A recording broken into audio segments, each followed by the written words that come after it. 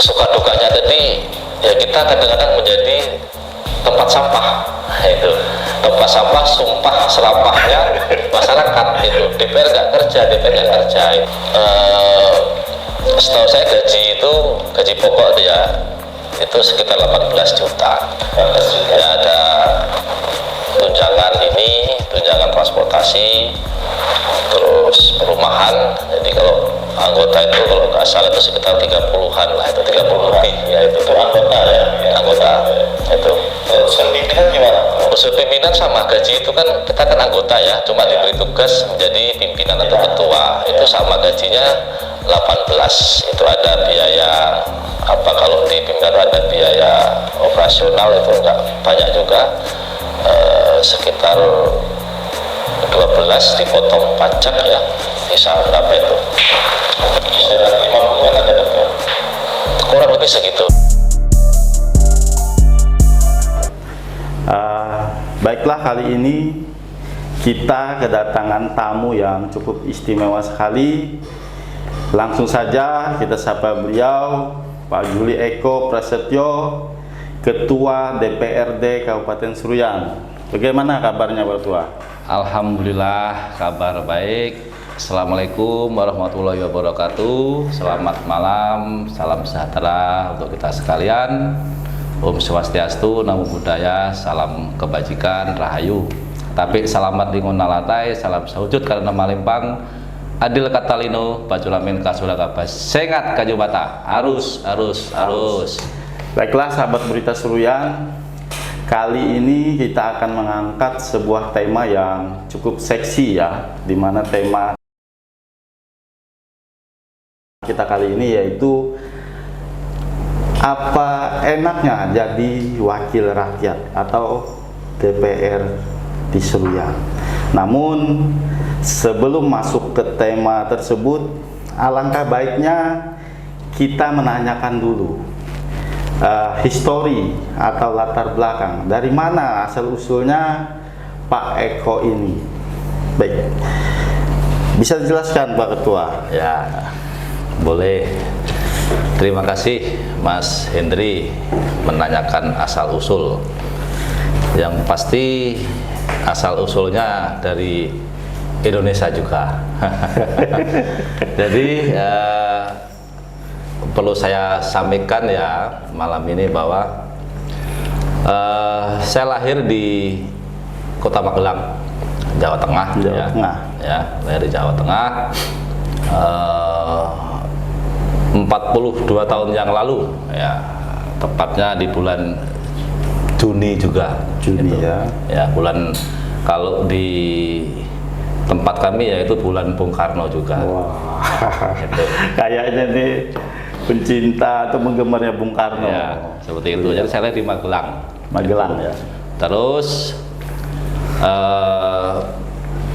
mungkin Mas Hendri ya dan pemirsa tanya kok sampai di sini gitu. Iya. Itu ya pertanyaannya. Sampai di Kalimantan ya, di Seruyan, di Kota Kuala Pembuang. Itu pada awalnya itu menepati janji. Ya. Lebih dalam ini, kalau bicara janji kan lebih dalam sekali ini. Jadi menepati janji yaitu janji untuk mengejar cinta. Itu ya, karena kebetulan saat saya dulu kuliah di Jogja ya, itu punya kekasih atau punya pacar yang sekarang menjadi istri, itu orang Kuala Pembuang, orang Seruyan. Akhirnya ya karena kami berjanji ya, saya berjanji untuk meneruskan hubungan itu sampai ke jenjang pernikahan, ya mau nggak mau saya harus ngejar ke Seruyan. Nah, nekat juga. Jadi ini pelajaran buat sahabat berita Seruyan, khususnya yang muda-muda. Kalau berjanji dan kekasih itu jangan janji palsu. Ya, sepakat gitu lah. Sepakat. Ya. Jadi begini, pada tahun berapa Ketua masuk ke Seruyan? Kalau pertama kali itu saya ke Seruyan itu 2004 sebenarnya. 2004, tapi cuma ya. sebentar saja. Sebentar. Ya survei lah. Survei. Survei lingkungan. Itu pertama. Kemudian itu beberapa hari saja. Udah ya intinya inilah tempat kekasih saya. Saat itu pikiran saya calon istri saya. Udah akhirnya setelah survei ya saya pulang lagi kan gitu, menyiapkan ya untuk bagaimana nanti menghadapi pernikahan ya atau perkawinan. Kemudian saya berjanji lagi itu bahwa paling lambat 2007 saya harus nikah. Itu Punya target ya. Ya target. Akhirnya ya 2007 saya beranikan diri untuk ke Kalimantan lagi, ke Kabupaten Seruyan lagi, ke Kota Kuala Pembuang lagi untuk melamar. Disitulah mulai saya menetap di Kabupaten Seruyan di Kuala Pembuang tempatnya. Ya, mungkin sahabat Berita Seruyan penasaran. Pak Ketua ini kan dari Magelang ke Seruyan tuh pasca menikah itu apa sih sebenarnya yang dikerjakan di Seruyan sebelum menjadi politikus saat ini? Ini kayaknya pahit ini ya. Jadi setelah menikah saya cukup lama nganggur ya. Itu beberapa waktu nganggur ya. Kebetulan saat itu istri bekerja sebagai tenaga kontrak ya. Itu ya saya sambilan nyari kegiatan ya, berkebun lah itu. Berkebun ya. Berkebun, nanam sayur, singkong itu di Jalan Pelataran Raya situ. Itu dulu saudara punya lahan, saya pinjam. Jadi setiap sore atau setiap libur, ketika istri sudah pulang kerja, saya sempatkan untuk berkebun. Ya, intinya saya mencari kegiatan. Yang kedua, siapa tahu bisa membantu ekonomi keluarga. Tentunya saya sebagai kepala keluarga. Tuh. Kemudian saya juga berpikir saat itu kan, ketika menghadapi masa depan ya kan, saya juga harus berpikir keras ini bagaimana tanggung jawab saya kepada keluarga. Pada akhirnya sekitar akhir 2010 ya, itu saya mencoba-coba. Saya sudah agak frustasi juga ya. Sempat frustasi ya. Jadi pada akhirnya saya suruhlah istri, karena kerja di kantor kan saat itu, coba kalau ada lowongan kerja bawa koran pulang gitu. Saya baca-baca, ternyata ada lowongan menjadi wartawan atau jurnalis. Udah kayak saya coba untuk masuk itu di akhir 2010 kalau nggak salah. 2010 ya, sekitar itu. Akhirnya mulai itu saya menggeluti dunia jurnalistik itu. Sampai kapan Pak jurnalis? Ya sampai 2014 ya, 2013-14 ya, aktif selama hampir 4 tahun ya, saya menggeluti dunia jurnalistik. Kok sampai bisa masuk ke politik itu gimana ceritanya?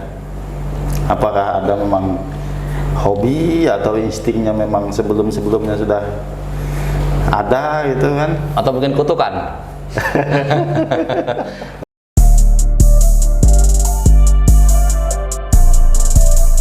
Jadi ya kebetulan saat itu hobi juga bisa dikatakan iya ya.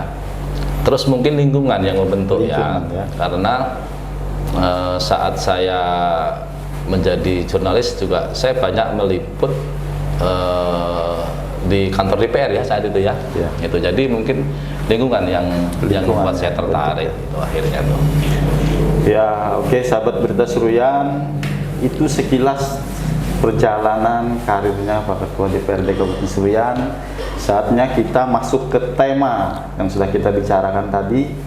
Mengapa kita perlu membicarakan apa enaknya jadi wakil rakyat karena ini menjelang pemilu Ketua. Jadi kita memberikan edukasi juga kepada masyarakat apa sebenarnya tugas dan fungsi DPR dan bagaimana cara masyarakat jika ingin menyampaikan aspirasi. Saya jelaskan Pak Ketua terkait tugas dan fungsi DPR itu seperti apa sebenarnya? Ya, kita bicara tugas dan fungsi ya. Jadi sebagai DPR, baik itu DPR RI maupun DPRD, kabupaten, kota maupun provinsi ya, itu tentunya ada tugas utama ada 3 pokok ya. Yang pertama yaitu berkaitan dengan legislasi, yang kedua berkaitan dengan budgeting atau penganggaran setiap program yang akan menjadi rencana kegiatan pemerintah baik sesuai dengan tingkatannya, dan yang ketiga adalah pengawasan. Itu tugas utama lembaga DPRD atau anggota DPRD di tingkatannya masing-masing, itu sama. Itu kalau kita bedah lagi sedikit ya, mungkin masyarakat bertanya lebih dalam lagi ya, legislasi yaitu kita punya tugas ya atau punya kewenangan ya untuk membuat atau mengesahkan sebuah peraturan ya. Kalau di DPR RI ya tentunya undang-undang. Kalau di daerah di tingkat 1, tingkat 2 tentunya adalah peraturan daerah ya. Itu. Kemudian tentang budgeting ya, itu juga sudah diatur ya. Saya coba untuk bicara spesifik di kabupaten. Jadi kitab sucinya ya atau acuan dari pelaksanaan pemerintah daerah yaitu Undang-Undang 23 tahun 2014. Tuh. Nah di situ penyelenggara pemerintah itu kan eksekutif dan legislatif. Nah jadi semua program, semua rencana kegiatan itu perlu dibicarakan ya kan, itu dalam artian perlu dibahas. Nah mungkin masyarakat kan sering tahu udah pembahasan ya itulah, itu tugas fungsi salah satunya dari anggota DPR. Nah yang ketiga adalah hasil semua rumusan itu DPR perlu melakukan pengawasan. Jadi begitu. Iya. Mungkin sedikit kita ulas Ketua. Saat ini kan kita memberi edukasi pada masyarakat, misalnya bagaimana sih sebenarnya seandainya ada masyarakat yang ingin menyampaikan aspirasinya kepada DPR. Ya, pertanyaan yang bagus ya, dan ini perlu kami sampaikan juga khususnya untuk di masyarakat Seruyan. Jadi DPR itu di mana sih bekerjanya itu? Ya di kantor juga bekerja, di rumah juga bekerja, kan begitu ya. Dan kami juga punya agenda-agenda ya, seperti kunjungan kerja ya kan. Apakah kunjungan kerja di dalam daerah yaitu di wilayah Kabupaten Seruyan, atau melakukan kegiatan reses itu. Nah ini juga bagian dari wadah untuk masyarakat menyampaikan aspirasi. Di luar itu juga bisa, silahkan ke kantor DPR langsung, atau melalui apapun itu ya, melalui surat, terus melalui komunikasi via handphone atau dimanapun sebenarnya itu silahkan. Kami akan menampung apapun itu aspirasi dan yang tentunya ya yang memang menjadi permasalahan di Kabupaten Seruyan itu, dan itu memang tugas kami nanti ya tentunya sesuai dengan yang saya sampaikan di awal tadi bahwa penyelenggaraan pemerintah itu ada eksekutif dan legislatif, ya akan kami sampaikan, kami diskusikan, kami bahas bersama itu. Ya, bicara terkait cara tadi sudah ya. Saya ingin tahu Pak Ketua, kita berbagi bersama. Setiap profesi itu kan ada suka dukanya, Pak. Apa sebenarnya suka duka menjadi wakil rakyat itu, Pak? Ya, saya merasakan itu ya, kadang-kadang baik itu secara darat maupun secara udara ya, atau di medsos ya itu. Apa sih pekerjaan DPR itu? Itu sering menjadi cemoohan itu ya. Tentunya ini juga banyak menjadi pertanyaan dari masyarakat ya itu. Apa sih pekerjaannya itu? Dan ketika mereka tidak menanyakan langsung juga kadang-kadang juga salah persepsi menimbulkan banyak persepsi. Seperti saya ulangi tadi ya, saya kupas dari 3 fungsi tadi ya. Itu yang pertama adalah legislasi. Itu misalkan ini kami ya di periode ini salah satu ini ya, ini banyak sekali karena banyak sekali perda-perda yang kami hasilkan ya di periode ini. Saya bicara dari tugas yang berkaitan dengan apa sih pekerjaannya itu. Jadi karena banyak warga yang mungkin belum memahami ya kan, DPR itu cuma nganggur-nganggur aja itu kan, ngantor juga nggak pernah itu. Nah ini perlu kami jelaskan. Yang pertama adalah berkaitan dengan hasil produk peraturan daerah, itu salah satunya mungkin ya. Di periode kami ini kami bisa membuat perda inisiatif terkait dengan penyelenggaraan ibadah haji. Nah itu jadi selama ini kami juga prihatin ya berkaitan dengan penyelenggaraan haji yang berkaitan dengan akomodasi maupun transportasi. Nah dengan adanya perda itu juga apa namanya pemerintah daerah itu tidak akan ragu lagi untuk menganggarkan ya berkaitan untuk membantu para jemaah calon haji tadi. Itu salah satunya. Itu kalau kita bicara tentang kinerja itu. Dan ya memang suka dukanya tadi ya, kita kadang-kadang menjadi tempat sampah itu, tempat sampah sumpah serapahnya masyarakat itu. DPR nggak kerja itu. Tapi ya tadi ya kita berusaha untuk bagaimana kita bisa menjalankan kewajiban kita semaksimal mungkin. Jadi begitu ya, semua kembali Mas Hendri, kembali ke individu masing-masing ya. Di sini 25 ya. Porsinya berapa anggota DPR di Seruyan? Porsinya berapa anggota? Ada 25 di sini. 25 orang. Itu ya tidak semua juga tidak sama ya. Itu tidak sama. Itu turun kinerjanya tidak sama. Itu intinya tidak ada yang sempurna. Dan tentunya saya juga sering ngajak teman-teman, yuk kita jaga marwah lembaga ini untuk meningkatkan kinerja. Itulah dukanya itu. Kita sering menjadi sasaran tembak itu DPR gitu. Ya tidak masalah itu. Kita harus bijak itu dukanya itu, Mas Hendri itu. Oke. Saya ingin menanyakan lagi Pak. Ya. Tadi kan suka dukanya ini ada sasaran tembak. Tentu menjadi anggota DPRD Kabupaten Seruyan atau unsur pimpinan itu berapa sih sebenarnya? Apa itu? Gaji yang gajinya, pendapatannya ya? Iya. Jadi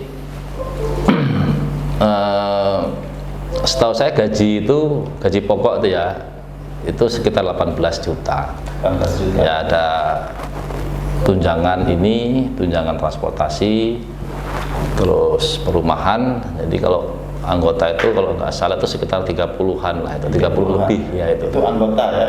Anggota itu. Kalau unsur pimpinan gimana? Unsur pimpinan sama, gaji itu kan kita kan anggota ya, cuma diberi tugas menjadi pimpinan atau ketua. Itu sama gajinya 18. Itu ada biaya kalau di pimpinan itu ada biaya operasional, itu nggak banyak juga, sekitar 12 dipotong pajak ya, bisa berapa itu? Kisaran 50-an ada betul? Kurang lebih segitu. Karena itu ditambah lagi dengan rumah tangga ya, biaya rumah tangga DPR itu, dan ya semua kebutuhan rumah tangga di DPR di rumah jabatan itu ya masuk di situ, itu sekitar segitu. Nah, dengan gaji tersebut, saya ingin tanya juga Bapak. Ini kan menjelang pileg nih ya. Ya. Kita kan masyarakat saat ini kan kayaknya mengusang pajak. Kos Iya. politik di Seruyan ini bagaimana sebenarnya? Iya. Berapa sih sebenarnya? Kalau menjadi anggota DPR seperti itu Bapak. Ya sebenarnya kalau kos politik itu ya itu sih, saya nggak bisa menyamakan ya itu. Beda ya. Intinya kos politik itu kan bisa kita hitung dari biaya operasional ya untuk melakukan kampanye atau sosialisasi, dan kita pengadaan alat peraga kampanye itu ya, termasuk baliho, banner, stiker dan lain-lain ya tuh. Itu kalau ditanya berapa, saya juga nggak tahu itu loh. Kalau kemarin saya terus terang aja di 2019 itu saya habisnya sekitar, itu dari tim saya yang lapor ya, itu sekitar 600-an juta, 650 lah tepatnya. 600 supaya 700 Ya 650-an itu, sekitar itu. Jadi ya kalau yang banyak-banyak ya saya nggak tahu ya itu, ada mungkin sampai informasinya ada yang sampai mungkin miliaran, saya juga nggak tahu sih itu. Tapi informasi selentingan ada ya? Ada yang sampai miliaran, itu juga ada itu. Karena gini, Mas Hendri ya, bagi saya untuk meringankan kos atau biaya politik itu tentunya kita harus paham apa sih politik itu loh. Nah, bagi saya pribadi bahwa politik itu adalah investasi sosial, itu investasi sosial itu yang harus kita lakukan, itu seperti itu. Jadi sahabat Seruyan, itu tadi kos politik yang mungkin tidak semua orang sama ya. Ya. Hanya pandangan Pak Ketua sendiri, bagaimana peran serta masyarakat di Kabupaten Seruyan melek politik sendiri, bagaimana kondisi di Seruyan sendiri, politik kaum pemuda dan sebagainya. Ya, jadi yang saya lihat ya, karena kalau bicara politik, saya berkecimpung di politik sudah cukup lama ya, dari 2013 ya, saat pilkada 2013 itu saya sudah berkecimpung di pelaksanaan politik, yaitu pemilihan ya, pemilihan umum itu, baik itu pilkada maupun pilpres maupun pileg ya, itu dari 2013 itu. Masyarakat tahu agenda politik, itu tahu itu. Masyarakat tahu ya agenda politik, bahwa bulan sekian, tahun sekian itu ada agenda pemilu itu. Cuma yang saya lihat ini, kalau kita bicara yang disampaikan Mas Hendri tadi, melek politik ya, saya lihat tingkat partisipasi ya masyarakat Seruyan untuk ikut serta dalam agenda pemilu itu masih rendah itu. Kita lihat ya, selama ini partisipasi juga di kisaran 50-60% saja itu loh. Jadi masih berapa jumlah pemilihnya, berapa tuh? Sekitar 100 berapa ya? Kalau yang tahun ini, kalau nggak salah informasi dari KPU itu 108 DPT-nya ya, 8.000 itu, dan tingkatnya masih rendah. Yang kemarin-kemarin ya, kita bicara yang tahun-tahun yang dulu itu loh, itu di kisaran 50-60%. Jadi masih banyak masyarakat yang tidak menggunakan hak pilihnya. Saya nggak tahu alasannya apa itu ya kan, itu karena memang di sini juga saya juga tidak ada lembaga survei untuk mengetahui itu loh. Dan ini juga disampaikan juga oleh pihak KPU ketika diskusi, juga memang masih rendah itu. Oke, itu tadi sahabat berita Seruyan. Ada beberapa yang mengganjal pikiran saya. Saya ingin tahu, saya ingin mengulik mindset atau pemikiran Pak Ketua DPRD Kabupaten Seruyan terkait Seruyan. Ya. Apa sih sebenarnya yang perlu dan yang harus dilaksanakan di Seruyan untuk ke arah perbaikan? Ya.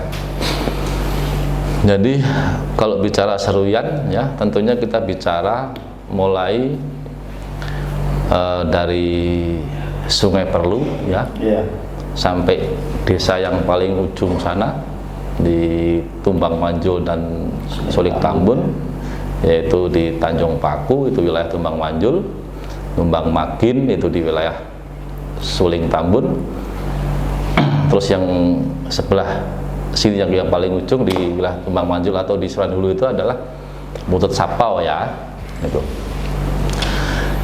Itulah Seruyan, ada 97 desa dan 3 kelurahan yang harus dipikirkan. Karena apa sih yang harus dilakukan? Ya kita kembali mengacu ke konstitusi kita, Undang-Undang Dasar 45 ya, bahwa tujuan bernegara itu atau pemerintah ya, itu tentunya tidak lain yaitu mensejahterakan masyarakat. Itu di situ. Nah, kalau kita bicara spesifik lagi, banyak masalah, banyak hal ya, banyak permasalahan itu. Dan Seruyan ini kan dari segi geografis ya, itu kan cukup berbeda-beda ya setiap wilayah itu. Di sini kalau saya anggap di zona 1 ya, itu di ibu kota, itu kondisi geografisnya juga berbeda dengan wilayah di pedalaman ya, itu. Terus kondisi situasi perekonomiannya juga berbeda ya kan? Terus lingkungan juga berbeda. Itu di sini kita lihat juga di wilayah hilir ya, itu yang tidak jauh-jauh dari laut ya, ini juga tentunya mempunyai karakter yang berbeda dengan di wilayah pegunungan. Itu kalau di hulu kan saya anggap ada pegunungan ya, di tengah juga lingkungannya berkaitan dengan perusahaan swasta juga banyak di sana, itu di situ. Jadi sangat berbeda sekali itu kulturnya ya. Ya, kondisi lingkungannya sangat berbeda. Dan tadi Mas Hendri bertanya apa yang harus dilakukan gitu ya? Iya. Itu. Saya punya harapan besar ini ya di tahun depan itu, ketika kita bicara lebih spesifik ya tentang Seruyan. Sering saya diskusi dengan teman-teman pemerintah perangkat daerah ya, saya pengen tahun depan ya tepatnya itu semua bersepakat untuk melakukan pembenahan di pemerintahan, di birokrasi. Itu minimal kita bisa menggugah atau meningkatkan etos kerja.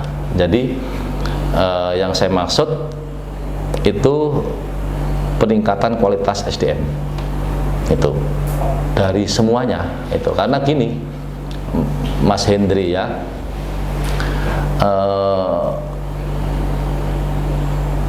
ketika kita bicara SDM ya,